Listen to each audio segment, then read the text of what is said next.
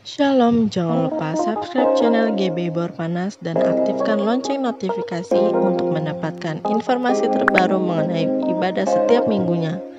Dan jangan lupa follow Instagram GB Bor Panas dan Bless Community.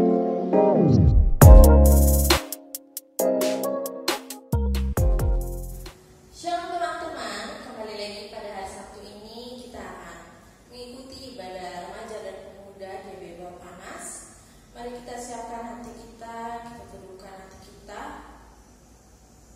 Kita akan mulai ibadah kita. Kita angkat pujian Yesus kemuliaan.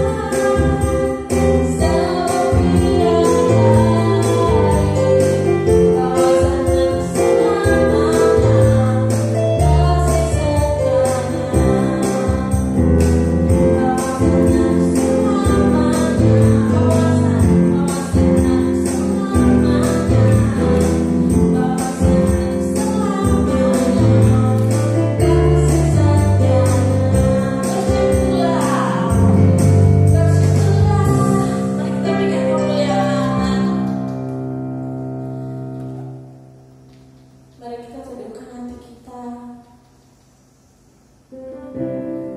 Kita tenangkan hati kita untuk kita dapat fokus mendengarkan kebenaran firman Tuhan.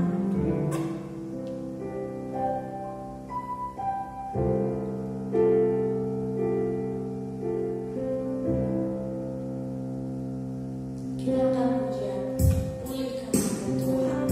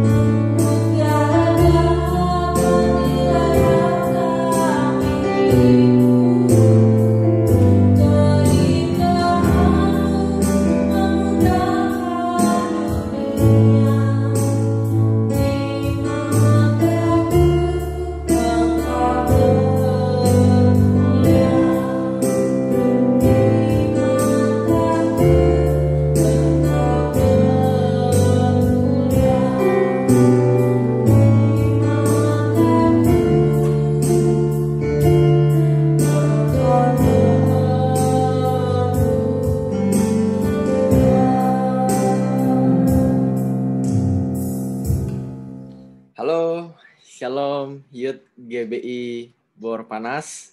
Kita ketemu lagi hari ini di YouTube. Tentunya karena kita nggak bisa ngumpul bareng, tapi kita tetap bisa ketemu secara virtual buat renungin kebenaran firman Tuhan. Dan aku percaya bahwa nggak ada satu momen pun yang lebih baik, nggak ada satu momen pun yang kurang baik untuk kita merenungkan kebaikan Tuhan dan kebenaran Tuhan. Meskipun kita jauh, tapi kita dekat di hati. Kita selalu bisa terhubung. Terutama ketika bulan-bulan Desember ini, kita kembali diajak untuk mengingat satu momentum, satu peristiwa yang sangat bersejarah dalam kehidupan manusia. Nah, itu adalah kelahiran Yesus Kristus, kelahiran Tuhan kita. Di mana dia turun menjadi manusia, menjadi sama dengan kita, ngalamin semua hal yang kita alamin, dan dari situ dia berkarya untuk menebus kita dan bangkit untuk memberi kita harapan baru. Nah, maka hari ini kita akan bicara juga satu tema yang kurang lebih sama ya, atau berkelanjutan dengan tema Natal. Hari ini kita mau ngomongin satu hal. Satu hal yang teman-teman mungkin sering dengar judulnya, tapi isinya ini baru. Ya, ini isinya baru. Nah, hari ini kita mau ngomongin soal Immanuel. Ya. Nah, aku tampilin PowerPoint. Kita akan ngomongin soal Immanuel. Tapi sebelum kita jauh lebih dalam buat bahas firman Tuhan ini, yuk kita berdoa. Kita minta supaya Tuhan bisa memberi kita penerangan, Tuhan memberi kita hikmat supaya kita ngerti apa yang Tuhan mau sampaikan buat kita saat ini. Yuk kita berdoa. Bapak, terima kasih untuk hari yang baik ini. Kami mau merenungkan kebaikan-Mu, merenungkan kebenaran-Mu, dan kami siap untuk menerimanya. Tuhan berkati hamba-Mu yang akan menyampaikan firman-Mu ini. Pakailah hamba-Mu yang hina ini untuk menyampaikan firman-Mu yang mulia, Tuhan. Biar setiap kami diubahkan, biar setiap kami bisa mengalami satu perjumpaan yang baru dengan Engkau. Terima kasih Bapa yang baik, kami serahkan perjumpaan virtual ini dalam tangan-Mu. Biarlah Tuhan yang menjamah setiap kami di depan layar gadget kami. Kami percaya jamahan-Mu, kehadiran-Mu tidak terbatas waktu dan ruang. Kami bersyukur, kami berdoa. Haleluya. Amin. Nah, hari ini kita mau bicara soal Immanuel. Ya, Immanuel. Yaitu, kalau aku kasih judul kecilnya, The Love Sick Story. Ya, sick-nya dikasih kurung ya. Sebenarnya The Love Story. Ya kan? Tapi ada sick-nya. Love Sick. Nah, teman-teman pasti udah sering dengar Love Sick. Terutama beberapa bulan lalu, ketika ada satu album yang diluncurkan. Nah, album apa itu? Nanti kita lihat ya. Tapi kita mau ngomongin soal Immanuel hari ini. Immanuel di mana teman-teman pasti tahu artinya, yaitu Allah beserta kita. God is with us. Ini adalah the love sick story. Ya, sick-nya dikurungin. Tapi sebenarnya adalah the love story. Nah, untuk membuka perenungan firman Tuhan kita hari ini, yuk kita baca satu ayat yang ada di Matius pasal 1 ayat 23. Sesungguhnya anak darah itu akan mengandung dan melahirkan seorang anak laki-laki. Dan mereka akan menamakan dia Immanuel, yang berarti Allah menyertai kita. Ini adalah ayat yang dikutip oleh Matius dari kitab Yesaya tentang bagaimana Yesus menggenapi nubuat yang Yesaya katakan melalui ilham roh tentunya. Nah, jadi di sini Matius ingin menyatakan bahwa Yesus yang lahir dari anak dara atau anak perawan, seorang yang belum pernah berhubungan seksual dengan seorang laki-laki sebelumnya, yaitu Maria, dia adalah Mesias yang dinantikan oleh bangsa Israel. Dan Mesias ini bukan membebaskan bangsa Israel dari penjajahan Roma, enggak membuat bangsa Israel jadi orang kaya, bangsa yang kuat secara politik, secara militer. Tidak. Ternyata Mesias atau Immanuel ini, dia menghidupi namanya. Dia benar-benar lahir sesuai dengan apa yang menjadi namanya. Yaitu dia hadir untuk bersama dengan umat. Hadir untuk menyertai umat. Hadir untuk menyertai kita semua. Dia yang jauh jadi dekat, supaya kita yang jauh juga jadi dekat. Allah beserta dengan kita. Allah yang dulunya nggak tahu gimana bentuknya, gimana cara hidupnya, gimana perbuatannya. Sekarang udah nyata. Udah kelihatan. Udah ada contohnya dalam bentuk manusia. Yaitu Yesus Kristus. Tuhan kita yang lahir 2000 tahun yang lalu kurang lebih. Dan dia bukan cuma Allah yang sekedar muncul sebentar terhilang. Enggak. Tapi dikatakan Allah menyertai kita. Dia benar-benar menyertai kita. Dia mengasihi kita. Nah, aku mau lari sedikit dulu ya. Nanti aku kembali ke sini lagi. Jadi hari ini aku mau ngajak kita untuk bagaimana menghayati kasih Allah ini loh. Bagaimana menghayati penyertaan Allah ini. Karena banyak di antara kita, termasuk saya sendiri, kadang-kadang kita bisa nggak menghayati Tuhan tuh hadir. Kita tuh bisa lupa Tuhan tuh ada loh. Ya nggak? Terbukti dengan apa? Kita bisa lost ketika kita harusnya hidupnya benar, tapi kita jadi nggak benar, ya kan? Kita marah semau kita buat dosa semau kita, ya nggak? Kita lupa bahwa Allah menyertai kita. Nah, kita juga bisa ngerasa kayak khawatir, takut berlebihan, dan insecure. Banyaklah perasaan-perasaan yang kayak ragu gitu ya. Intinya perasaan yang ragu dengan masa depan, dengan hal-hal lain yang kita belum lihat gitu kan. Padahal kita sebelumnya tahu bahwa Tuhan tuh menyertai kita. Kita tahu kalau Tuhan bersama kita tuh nggak ada hal yang perlu kita takutin. Nggak ada yang perlu kita khawatirkan. Tapi faktanya teman-teman, kita kadang-kadang nih, ya bahkan mungkin sering lah ya, kita juga ngalamin itulah, kita nggak usah munafik lah ya. Kita ngalamin bahwa meskipun kita tahu di otak kita nih, Allah beserta kita, tapi kita masih khawatir sama masa depan kita. Kita masih khawatir sama banyak hal. Ya kan? Nah hari ini kita mau lebih dalam yuk. Gimana sih Tuhan tuh mengasihi kita? Apa sih yang mesti kita lakuin kalau Tuhan tuh beserta dengan kita? Nah yuk kita hari ini diingatkan, sekaligus kita diajar dan ditegur oleh firman Tuhan. Siapin hati kita. Siapin hati kita yang paling dalam. Supaya Tuhan bisa jamah kita dan ngubah kita. Nah, izinkan gue untuk belok sedikit. Nanti gue akan balik ke sini lagi. Nah teman-teman, kita pasti udah dengar lagu ini ya, Love Sick Girl. Di depannya ada gambar beberapa personel Blackpink ya, dengan lagu barunya, single barunya yaitu Love Sick Girls gitu ya. Nah, sampai aku bikin PPT ini, sampai aku masukin gambar mereka ini, video mereka yang judulnya Love Sick Girl itu sudah ditonton 180 juta kali. Waduh, banyak banget ya. Ini videonya sangat viral, sama seperti video-video dia sebelumnya, video-video mereka sebelumnya yang memang menyedot perhatian dunia. Ini viral banget kalau mereka bikin single ya. Nah, Love Sick Girl ini menyita perhatian dunia dan menimbulkan ada pro kontra ya. Pro-nya adalah karena ya mereka ini sosok influencer yang sangat digandrungi, ya enggak? Jadi apapun yang mereka bikin ya orang senang memang. Tapi ada yang kontra juga. Kontranya kenapa? Karena lirik yang mereka buat, yang lagu yang mereka buat kali ini menempatkan perempuan itu seperti sosok yang bucin gitu loh. Bucin ya, pasti tahu kita nih bucin. Yaitu budak cinta, guys. Cewek tuh seakan-akan kayak, aduh tergila-gila sama cowok. Kayak objek pesakitan gitu ya. Objek yang selalu dirundung, disakitin, dihancurin hatinya. Tapi cewek itu tetap aja mau mencintai laki-laki gitu kan. Kayak dalam tanda kutip perempuan itu bodoh.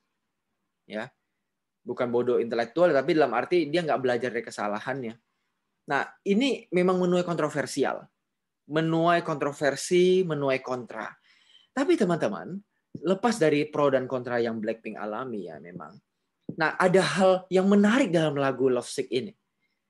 Memang lagu Lovesick ini kalau teman-teman nonton, nanti itu kesannya kalau baca liriknya, apalagi kalau teman-teman bisa bahasa Inggris dan bahasa Korea ya, teman-teman bisa tahu bahwa lirik dari Blackpink ini, dari Lovesick, single Lovesick ini, mengisahkan tentang bagaimana seorang perempuan itu tetap mencintai seseorang, ya, mencintai seorang laki-laki, kayak seakan-akan tuh tanpa batas.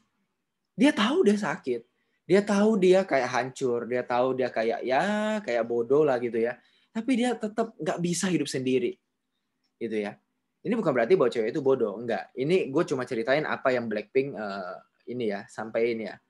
Nah, tapi bukan kita mau nyorotin apakah perempuan itu salah atau enggak, bodoh atau enggak. Tentu pasti enggak lah. Enggak semua cewek begitu. Tapi kita mau coba lihat nih. Ada hal yang menarik di lagu ini. Ada 3 hal tentang cinta yang menurut gua ini menjadi satu nilai universal yang membuat cinta itu bisa mengalahkan segala sesuatu. Ya kan? Love conquers all. Gitu ya. Kenapa sih cinta tuh kuat banget loh? Nah, karena cinta tuh punya 3 hal ini. Yang pertama, di lagu ini dikesankan cinta itu nggak bisa diakhiri sepihak. Iya, oke lah, hubungan pacaran bisa putus. Tapi rasa cinta yang ada dalam hati, ya kalau dalam lagu Blackpink, lagu dalam hati perempuan, itu nggak bisa hilang segitu aja. Ya nggak? Hubungan bisa gampang putusnya. Oh, ketika bilang, oh udah kita putus ya, kita pisah ya. Oke, selesai. Ya nggak? Selesai. Tapi yang selesai itu hubungannya. Bukan hatinya, bukan perasaannya. Nah, makanya cinta itu kuat. Kenapa? Cinta itu meskipun udah nggak ada status, udah nggak jalan bareng, tetap dia dalam hati itu bisa permanen. Dia bisa bertahan lama. Dia nggak terbatas oleh status. Cinta tidak bisa diakhiri secara sepihak. Ini yang jadi salah satu hal yang menarik dalam lirik Blackpink yang saya lihat. Yang aku lihat tuh ini menarik banget. Bahwa meskipun cowok itu membuang perempuan ya, tapi perempuan itu begitu setia. Nah, kita ambil sisi positifnya aja ya, bukan bahwa perempuan itu bucin. Enggak sama sekali. Tapi kesetiaan ini loh yang bikin cinta tuh kuat. Itu yang pertama. Cinta tidak bisa diakhiri sepihak. Kedua, cinta selalu diikuti pengorbanan. Kenapa cinta begitu kuat? Kenapa cinta begitu hebat untuk mengalahkan sesuatu? Karena cinta itu diikuti dengan kesediaan rela berkorban. Nah, ini yang menarik nih, ini yang hebat. Banyak hal yang kita lakukan, tapi kita nggak berani berkorban, benar nggak? Kalau kita nggak cinta orang, pengorbanan kita tuh pasti nggak keluar. Pasti nggak keluar. Tapi ketika kita cinta, kita akan berani melakukan apapun. Pasti kita berani. Nah, itu uniknya cinta. Kita berani berkorban, kita berani melakukan sesuatu, kalau kita mencintai seseorang. Ya kan? Kalau kita cuma sekedar teman, biasanya pengorbanan kita akan berbeda. Biasanya ya. Ini kan fenomena nyata ya. Tapi kalau udah cinta, waduh, dia selalu diikuti pengorbanan. Ini ada di lirik Lovesick yang Blackpink rilis. Bahwa memang cinta ini selalu mengorbankan seseorang. Entah itu si cowok atau si cewek. Apalagi dalam keadaan konflik. Pasti akan ada yang dikorbankan. Tapi dalam keadaan mengorbankan itu sendiri, tetap orang tuh nggak merasa bahwa dia tuh dikorbankan atau disakiti. Dia hanya merasakan itu sebagai rasa cinta. Dia memperjuangkan cinta. Dia merasakan itu sebagai perjuangan cinta. Bukan sekedar atau satu hal yang menyakiti dia buat dia menderita. Enggak. Ini menariknya cinta. Menarik banget ya. Nah, mungkin kamu pernah ngalamin. Pasti. Ketika kamu mungkin dibuang, kamu mungkin dikhianati, kamu mungkin ditikung gitu ya. Kamu merasa itu sebagai perjuangan cinta. Bukan sebagai penderitaan. Itu perjuangan yang manis meskipun kelihatannya pahit. Ya enggak? Karena memang cinta selalu diikuti pengorbanan, teman-teman. Itu yang kedua. Yang ketiga, dalam lirik Love Sick yang Blackpink buat ini, kita bisa lihat bahwa cinta itu mencari tanpa memandang kepantasan. Si perempuan ini tahu dia udah disakitin berulang kali sama laki-laki. Tapi hebatnya perempuan ini tetap tidak melihat bahwa laki-laki itu nggak pantas mendapat cinta dia. Perempuan tetap membuka hatinya untuk orang lain, membuka hatinya untuk laki-laki lain, dan selalu terbuka. Selalu terbuka. Dia mencari tanpa memandang kepantasan. Dia nggak pandang lu layak nggak dapet cinta gue. Dia nggak mandang apakah kamu pantas untuk memperoleh hatiku bersama-sama dengan aku. Enggak. Dia nggak mandang itu. Yang dia lihat adalah ketika dia memperoleh cinta, ketika cinta itu timbul, kepantasan itu menjadi hilang. Yang ada hanyalah kau dan aku gitu kan. Ya enggak? Yang penting bagaimana kau ingin berusaha berjuang berubah ya. Berjuang untuk berubah, dan aku juga berusaha untuk menyesuaikan diriku dengan dirimu. Jadi kepantasan itu hal kedua. Hal kedua, hal ketiga yang nanti baru dipikirkan. Tapi yang pertama itu bagaimana bisa bersatu dalam satu hati yang namanya cinta. Sama-sama setuju bahwa kita saling mencintai, saling menerima, dan saling mengubah pada akhirnya. Ya kan? Nah, di lirik ini yang kita lihat di Blackpink, di Love Sick, itu di balik semua negatif ada yang positifnya. Yaitu sebenarnya cinta itu mencari tanpa memandang kepantasan. Cinta itu mencari tanpa memandang kepantasan, teman-teman. Ini menarik. Ya. Jadi, 3 hal ini kita bisa lihat bahwa ternyata lirik yang katanya ada kontra itu ya, menyudutkan perempuan, menjatuhkan perempuan, sebenarnya ada hal-hal baik di dalamnya yang kita bisa ambil, dan itu memang nilai universal cinta. Itu nilai yang kita nggak bisa dapetin kalau cinta itu nggak ada. Yang pertama, kesetiaan atau kekuatan cinta itu. Cinta nggak bisa diakhiri sepihak. Kedua, cinta yang selalu ada pengorbanan di sampingnya. Di sampingnya. Dia selalu berdampingan dengan cinta. Ya, pengorbanan itu berdampingan dengan cinta. Yang ketiga, cinta itu mampukan kita untuk melihat orang atau mencari tanpa memandang kepantasan. Meskipun dia nggak pantas, dia udah kayak nyakitin kita berulang kali, tapi kita tetap bisa mengampuni. Kita tetap bisa membuka hati kita. Kita tetap bisa menerima orang lain tanpa memandang kepantasannya. Semua itu bisa kita lakukan karena cinta. Nah, ini hal yang menarik dari lagu ini. Dan lagu ini menginspirasi pemberitaan firman hari ini ya. Tentunya firman Tuhan Alkitab jadi inspirasi utama. Tapi ini jadi analogi atau jadi salah satu hal yang kayak, wah gila, orang-orang yang tidak mengenal Tuhan atau mungkin sebuah lagu yang tidak berasal dari firman Tuhan aja bisa punya pemikiran yang begitu luar biasa loh. Ya nggak? Ini kan lagu ini nggak diilhami oleh firman Tuhan, tapi kok bisa begitu dalam ya value cintanya. Oke lah punya hal negatif tadi, kayak perempuan kesannya dijatuhin. Oke, kita nggak ambil itu dan kita nggak setuju sama itu. Tapi ada nilai-nilai positif yang sekarang terkandung dalam lagu ini. Ini bagus banget. Dan ini bisa kita bisa tarik juga sama dengan bagaimana Tuhan, Immanuel, ya. Immanuel, Sang Allah itu, Sang Anak Tuhan kita Yesus Kristus turun ke dunia mencari kita. Ini sudah terlebih dahulu dilakukan oleh Tuhan. Apa yang tadi Blackpink lirikkan gitu ya, tuliskan dalam lagunya, nyanyiin, itu sebenarnya udah ada sebelumnya. Itu udah nilai kasih yang universal, nilai cinta yang universal yang pertama-tama Tuhan Allah tunjukkan. Apa itu? Itu tertuang dalam cinta yang namanya kisah cinta yang namanya Immanuel Love Story. Ya. Tuhan tuh seperti tadi ya, kalau tadi kan love sick story ya. Kalau si Blackpink tuh love sick. Tapi kalau Tuhan itu love story. Ini kisah cinta Tuhan. Tuhan memang nggak bucin. Tuhan nggak bucin seperti lagu yang Blackpink.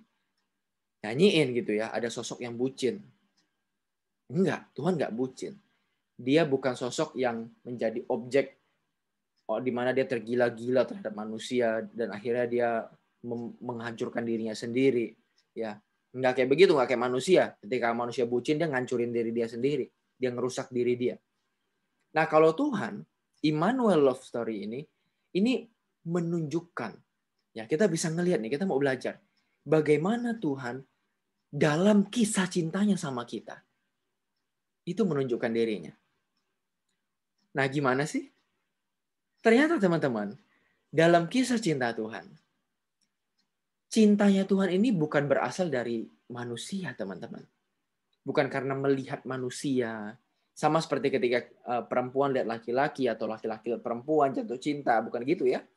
Tapi kalau Tuhan itu, kisah cintanya dimulai dari dirinya sendiri. Allah adalah kasih. Allah itu kasih yang kekal. Sejak kekal, dari sebelum segala sesuatu ada, sampai nanti segala sesuatu lenyap di bumi ini, dia tetap kasih adanya. Allah tidak pernah berhenti mengasihi. Karena kalau Allah berhenti mengasihi, maka dia berhenti menjadi Allah. Ya, Allah itu selalu kasih. Dia selalu mengasihi. Dan kasih itu bukan pertama-tama ada karena melihat manusia tuh, wah ini baik, wah ini berkenan ya, wah ini pinter ya, wah ini orang kaya ya. Bukan karena melihat manusia, teman-teman.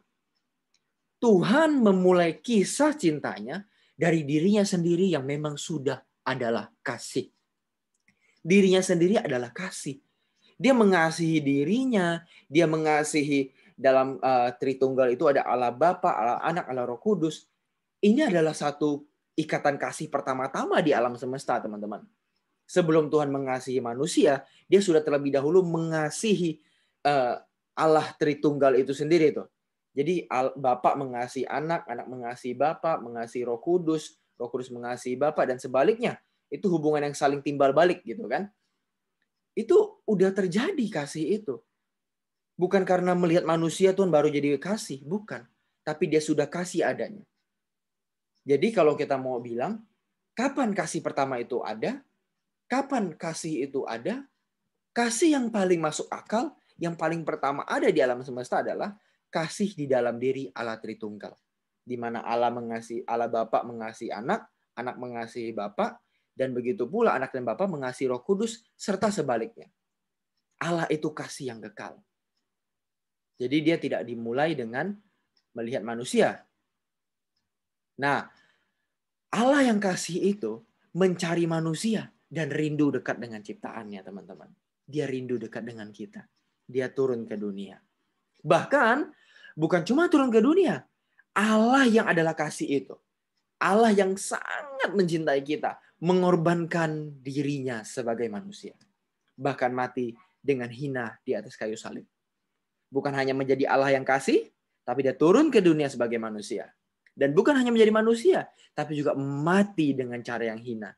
Supaya kita yang hina ini bisa mulia di mata dia. Nah, ini kan luar biasa ya. Ini kisah cintanya Tuhan. Kisah cintanya Tuhan itu dimulai dari diri dia yang kekal, yang kasih kekal itu. Terus dilanjutkan dengan turunnya dia ke dunia untuk menjadi dekat sama kita. Bukan hanya untuk mati ya, tapi untuk dekat juga sama kita. Nanti juga mati dan bangkit. Dan akhirnya memberi pengharapan pada kita. Dan ini membuat kita jadi kagum. Kisah cinta ini bukan kisah cinta yang egois. Malahan kisah cinta yang Tuhan lakukan. Kisah cinta yang Tuhan jalani.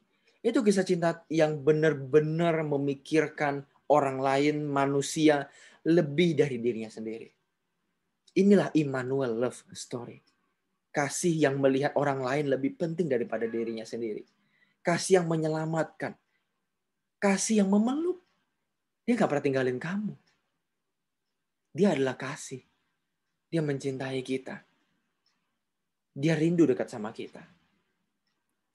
Nah, Immanuel love story ini pada akhirnya membuat kita tuh berpikir membuat kita tuh merefleksikan diri. Apa sih artinya Tuhan hadir buat kita? Kalau tadi Allah yang kasih itu turun jadi manusia supaya bisa hadir dalam kehidupan manusia. Allah yang jauh tadi supaya dekat ke kita. Apa sih artinya buat kita? Di sebelah kiri teman-teman bisa lihat ada gambar di mana Tuhan begitu akrab dengan seorang anak. Ya. Coba bayangkan itu adalah kita. Tuhan yang dulunya ada di surga, yang nggak pernah tahu gimana bentuknya, yang entah berantah. Ketika dijadi manusia, dia bisa benar-benar kita gambarin begini. Nah, kamu pasti punya ribuan atau ya mungkin kalau berlebay itu ratusan ya. Ratusan pemikiran soal gambar ini. Kamu bisa merasa nyaman dengan gambar ini. Kamu bisa merasa dekat dengan Tuhan. Tapi lebih dari itu teman-teman. Jangan lupa bahwa kehadiran Tuhan buat kita nggak sebatas perasaan senang, perasaan aman, perasaan nyaman. Ada arti yang lain yang harus kita pelajari lebih dalam. Apa itu? Yang pertama, dengan hadirnya Tuhan, dengan Tuhan yang Immanuel itu, Allah yang hadir bersama dengan kita, Allah yang tinggal bersama-sama dengan kita. Kita sekarang dipeluk oleh tangan Allah. Selalu ada di biji mata Allah. Selalu di hadapannya. Dia jauh di mata tapi dekat di hati, teman-teman. Kita dipeluk oleh tangan Allah. Artinya, nggak ada satupun yang harusnya bikin kita khawatir, berlebihan, takut berlebihan. Apalagi sampai kehilangan iman kita. Kehilangan kepercayaan kita sama Tuhan. Dia selalu memeluk kita. Seperti di gambar yang teman-teman lihat. Dia selalu memeluk kita. Seberapapun kamu jatuh, seberapapun kamu jauh, Tuhan memeluk kamu. Jadi nggak ada alasan ketika kamu jatuh, ketika kamu mungkin merasakan kayak, kok gue nggak dekat lagi sama Tuhan seperti dulu ya. Dan akhirnya dengan alasan itu kamu menjauh. Tidak. Tuhan yang hadir, Tuhan yang benar-benar ada, yang jadi manusia hari ini bersama-sama dengan kita, yang kehadirannya hari ini mungkin nggak secara fisik, tapi melalui Roh-Nya yang kudus. Melalui Roh Kudus ya. Tapi dia selalu bersama dengan kita, teman-teman. Dia itu nggak jauh. Dia tuh dekat di hati kita. Kamu dipeluk oleh tangan dia senantiasa. Dan bukan hanya dipeluk, kamu tuh di biji matanya. Kamu diperhatikan oleh dia. Diperhatiin. Jadi kamu nggak perlu merasa kurang diperhatiin ya. Kamu merasa nggak ada orang yang perhatian sama kamu. Oke, kamu mungkin nggak diperhatiin orang tua, nggak diperhatiin sesama kamu nggak punya teman yang akrab. Tapi dengar baik-baik. Dengar baik-baik sekarang. Meskipun Tuhan maksud aku meskipun orang lain hari ini nggak memperhatikan kita, orang lain nggak peduli sama kita punya kebutuhan yang untuk dipedulikan itu tinggi, tapi orang kayak nggak memenuhi kebutuhan itu. Perhatikan baik-baik. Engkau tidak sendiri. Kamu tidak sendiri. Kamu punya Tuhan. Kamu punya sosok Bapak. Kamu punya sosok saudara. Bapak itu adalah Bapak di surga. Saudaramu adalah Tuhan Yesus. Dia koko kita. Dia sosok yang kita bisa bayangkan dia sebagai sosok seorang kakak yang Ibrani katakan bahwa dia tuh yang sulung ya. Dia tuh kakak yang begitu mengasihi kita. Dia Allah, dia juga sekaligus sahabat. Ya kan, Alkitab katakan dia sahabat.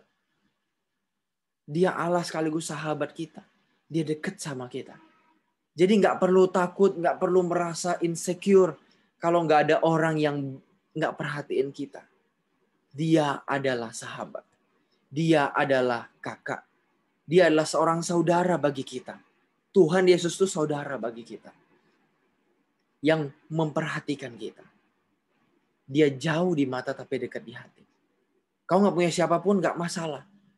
Ya udah. Meskipun kita tahu bahwa kita nggak mungkin bisa sendiri. Kita yakin bahwa Tuhan akan kasih. Kasih orang yang bisa mendampingi kita. Tapi kalau hari ini belum ketemu orang itu, kamu nggak sendiri. Kamu punya Tuhan. Dan dia selalu memperhatikan kamu dari kejauhan. Dari ketinggian surga. Dia melihat kita. Dia perhatiin kita. Dan gak perlu merasa takut, gak perlu merasa insecure, gak perlu merasa khawatir. Sebab Tuhan mencintai kamu. Dia jauh di mata tapi dekat di hati. Tapi jangan lupa, ketika dia dekat di hati kita, artinya bukan hanya kita gak perlu takut, tapi kita juga tidak boleh ceroboh.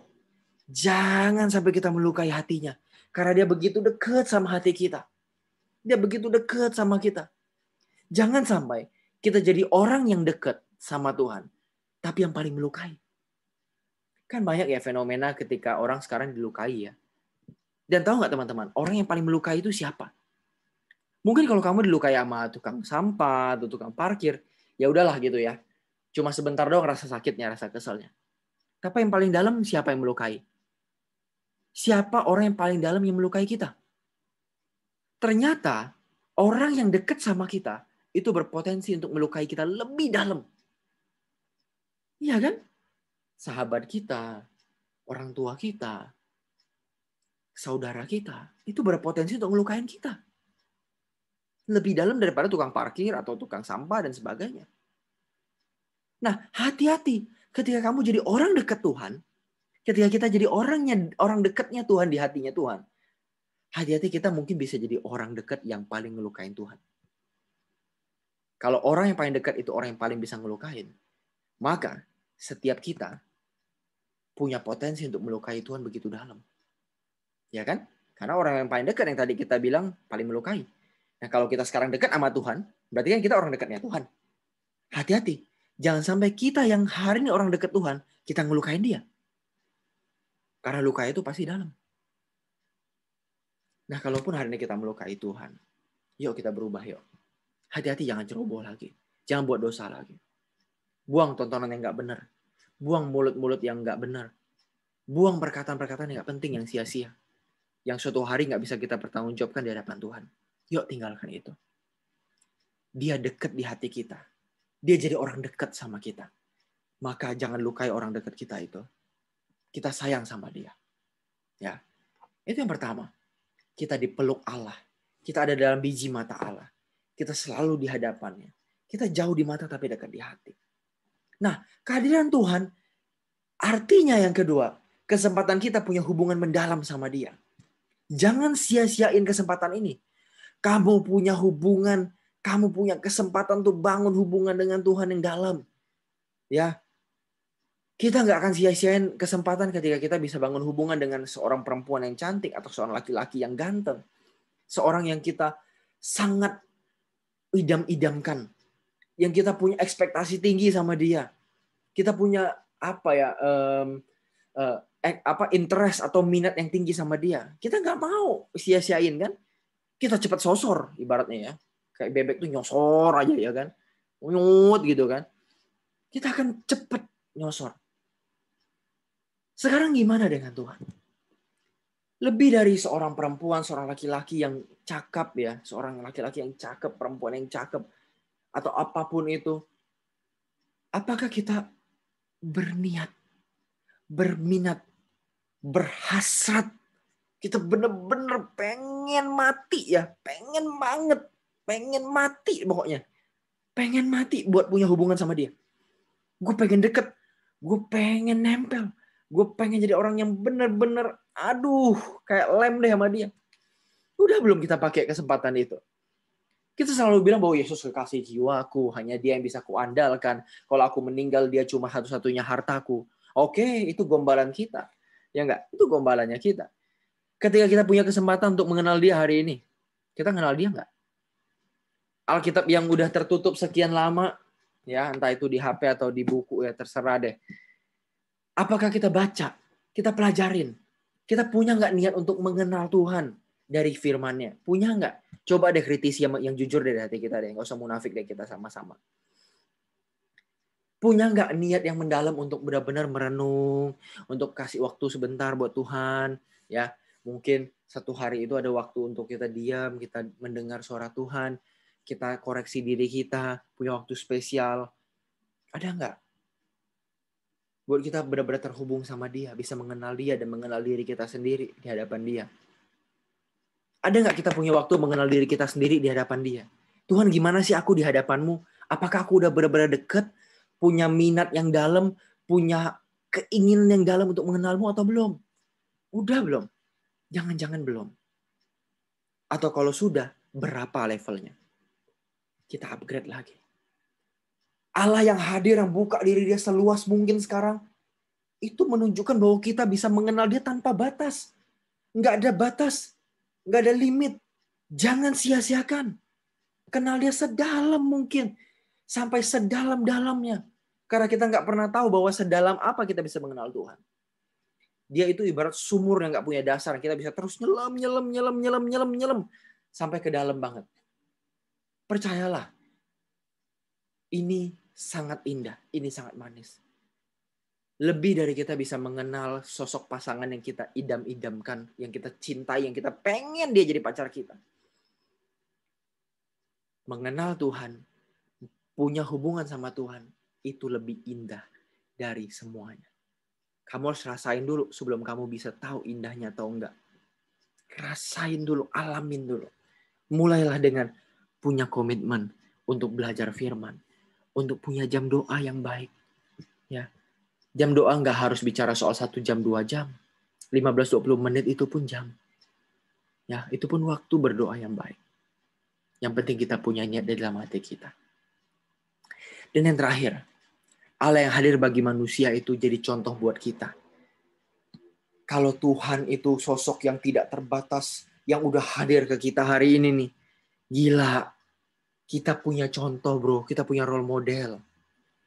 Anak muda kan lagi nyari role model ya, lagi cari gimana sih caranya. Oke, gue mau benar, kayak gimana contohnya benar itu. Ya kan? Gimana sih contohnya? Contohnya ada dalam diri Yesus. Dalam tubuh dan diri Yesus. Yang tertuang di kebenaran Injil. Yang dia tertuang dalam firman ini. Jangan anggap firman ini kolot. Wah, baca firman pusing, kolot. Itu pemikiran yang salah. Di firmanlah kita nemuin mentor kita. Kita temuin role model kita. Tuhan Yesus. Kita nemuin dia. Kita nggak mungkin bisa mengalami Tuhan kalau kita nggak mengalami firman-Nya. Nggak mungkin bisa mengalami Tuhan kalau nggak mengalami firman-Nya. Kita harus mengalami firman-Nya terlebih dahulu baru bisa mengalami dia. Benar. Lu nggak bisa ngalamin Tuhan sebagai sahabat kalau lu nggak pernah belajar Yesus sebagai sahabat. Nggak bisa. Mendalami Tuhan, mengenal Tuhan, merasakan Tuhan sebagai contoh dan role model kita. Harus dimulai dari bersekutu dengan firman-Nya. Allah yang hadir jadi manusia jadi contoh buat kita. Yuk kita belajar. Jangan merasa bahwa kita orang yang ya sekedarlah, ya begini aja lah. Gitu kan. Jangan pernah puas. Dia contoh yang bisa kita teladani. Yang kita bisa copy. Yang bisa kita imitasi. Ya. Yang akhirnya nanti ngubah kita makin benar. Gue tantang hari ini buat kita. Siapa role model kamu? Siapa role modelmu? Apakah role modelmu orang yang gak jelas? Orang yang gak bisa kasih contoh positif? Kalau belum, kalau betul orang-orang itu yang kamu contoh, ayo berubah. Temui Yesus. Alami Tuhan dalam firman. Pelajari, baca, renungkan. Tanya ke orang kalau gak ngerti. Ada rohaniwan, ada pendeta, ada mentor, ada kakak rohani. Banyak kok. Kita bisa melakukan semuanya dalam Tuhan. Sehingga Tuhan bisa jadi contoh kita. Dan pertanyaan terakhir bagi kita adalah, di manakah engkau? Tuhan itu udah dekat sama kita. Tuhan selalu bersama kita. Di manakah kita? Di sini ada foto, ada lukisan dari Annibale Carracci ya. Annibale Carracci menggambar satu lukisan di mana Yesus itu sedang ketemu Petrus. Petrus lagi keluar menuju pintu Roma ya. Yesus masuk ke dalam Roma bawa salib. Ini sebenarnya kisah sejarah gereja ya. Di mana Petrus ini karena didesak oleh murid-muridnya untuk meninggalkan Roma supaya dia nggak mati. Tapi di tengah jalan dia ketemu sama Tuhan Yesus. Dan dia kayak kenal, ini siapa ini ya? Dia kayak kenal. Dia nanya, mau kemana Tuhan? Ya, quo vadis Domine dalam bahasa Latin. Tuhan menjawab, aku mau masuk ke dalam kota Roma untuk disalib bersama umatku yang kedua kalinya. Waduh, Petrus mendengar Tuhan Yesus mau disalib kedua kalinya bersama umat Tuhan. Waduh, Petrus langsung ingat waktu dia gagal untuk mempersembahkan hidupnya. Waktu dia nyangkal Tuhan. Dia gagal buat berkorban buat Tuhan. Akhirnya dia balik ke Roma. Dia nggak jadi pergi. Dia bersama-sama dengan Tuhan, disalib bersama dengan umat-umat Kristen abad mula-mula itu. Nah, seperti Petrus teman-teman. Jangan sampai kita ada di arah yang berlawanan dengan Tuhan. Tuhan mau dekat sama kita, kita malah menjauh. Di mana kita? Gue ajak kita hari ini merenungkan kembali. Di mana posisi kita? Di mana posisi kita dibandingkan dengan kasih mula-mula kita? Waktu kita pertama kali bertobat, waktu kita sungguh-sungguh sama Tuhan, sekarang di mana posisi kita? Udah jauh kah? Kalau sudah jauh, apa yang mau kita lakukan? Apa yang mau kita lakuin? Mau berubah? Mau kembali? Atau mau tetap terasing dari Tuhan? Itu pilihan kita. Tapi hari ini gue ajak kita untuk kembali ke Roma. Untuk kembali ke perjuangan kita. Roma itu bicara medan perjuangan di mana Petrus mati bersama dengan Sang Immanuel, dengan Sang Allah yang hadir bersama dengan umatnya dalam penderitaan. Yuk, hadirkah kita dalam kehidupan Allah yang sudah hadir dalam kehidupan manusia? Allah itu hidup, Tuhan itu hidup, dan hidupnya itu udah bersatu dengan hidup manusia. Tuhan itu bersama-sama dengan kita loh. Kemana arah kita melangkah? Apakah kita menjauh atau kita mendekat? Tuhan yang mendekat sama kita, menginginkan kita tuh mendekat kepada Dia juga. Bukannya Tuhan yang mendekat sama kita supaya kita menjauh dari Dia. Bukan. Dia yang dekat supaya kita bisa dekat juga. Yuk teman-teman, di mana kita hari ini? Aku ajak kita untuk sungguh-sungguh benar-benar merenungkan di manakah saya. Kalau Allah itu Immanuel, Dia hadir bersama kita. Pertanyaannya adalah, di manakah saya? Apakah saya bersama-sama dengan Dia? Atau saya menjauhi Dia? Yuk, Tuhan datang ke dunia. Seperti lovesick ya. Kita udah berulang kali salah, berulang kali dosa, tapi Tuhan tetap cari kita. Dia bukan lovesick dalam arti negatif. Tapi Dia begitu cintanya sama kita, sehingga Dia nggak mikirin seberapa pantas kita menerima cintanya Dia. Coba pikirin ini. Coba pikirin. Kalau memang kamu punya hati yang bisa merenungkan ini, kamu benar-benar serius renungin ini, kamu akan bilang, iya Tuhan. Iya Tuhan. Aku kembali. Ini aku Tuhan. Aku kembali. Renungkan Dia yang sangat kasih. Dia yang sangat suci, sangat mulia. Mencari kita yang hina. Siapa sih kita? Kok Dia masih mau sih? Yuk renungin. Di mana kita? Kiranya firman Tuhan hari ini memberkati kita. Dan membuat kita bisa kembali ke kasih kita yang mula-mula untuk kita punya kasih yang dewasa. Kasih yang mula-mula emang gak cukup. Kita harus punya kasih yang dewasa.